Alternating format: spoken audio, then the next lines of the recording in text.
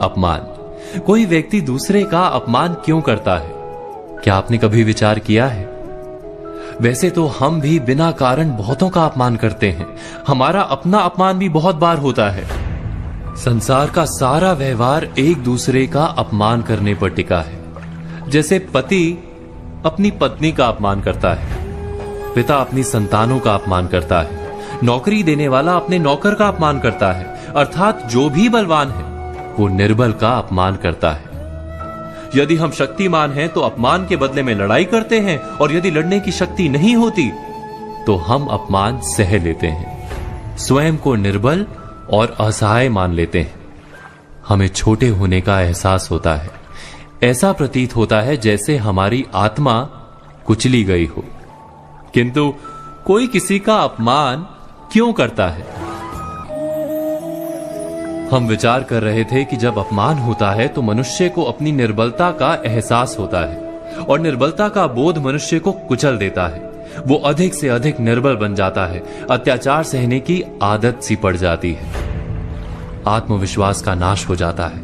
और जब आत्मविश्वास नहीं होता तो मनुष्य शराब और जुए जैसे व्यसनों में सुख ढूंढता है, मन से रोगी बन जाता है।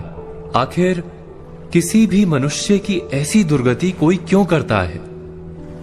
अपमान करने वाला वास्तव में क्या सिद्ध करना चाहता है? कभी गहराई से विचार किया है?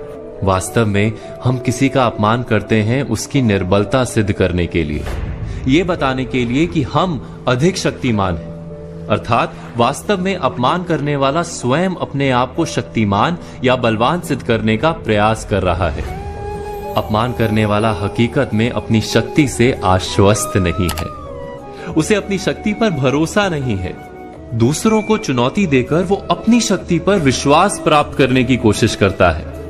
क्या ये सच नहीं कि जब हम किसी का अपमान करते हैं तो वास्तव में इतना ही प्रकट करते हैं कि हमें अपने बल पर भरोसा नहीं?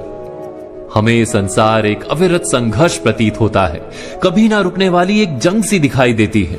हम अपने निकट आने वाले सभी को प्रतिद्वंदी मानते हैं, फिर वो पति या पत्नी ही क्यों ना हो।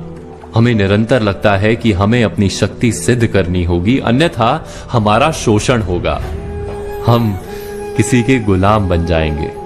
किंतु क्या हमने कभी विचार किया है कि दूसरों को प्रतिद्वंदी अर्थात दुश्मन मानने के बदले कलीग मान लें, हमारी सहायता करने वाले सहयोगी मान लें, अर्थात दूसरे व्यक्ति को प्रेम करें तो उसका अपमान करना आवश्यक ही नहीं होगा। किंतु प्रेम करने के लिए आत्मविश्वास आवश्यक है। जिसे अपनी शक्ति पर विश्वास नहीं, वो प्रेम कर ही नहीं सकता। अर्थात जिसका हृदय आत्मविश्वास से भरा होता है, ना वो अपमान करता है, ना अपमान को स्वीकार करता है। क्या ये सत्य नहीं? इस तथ्य पर विचार अवश्य कीजिएगा।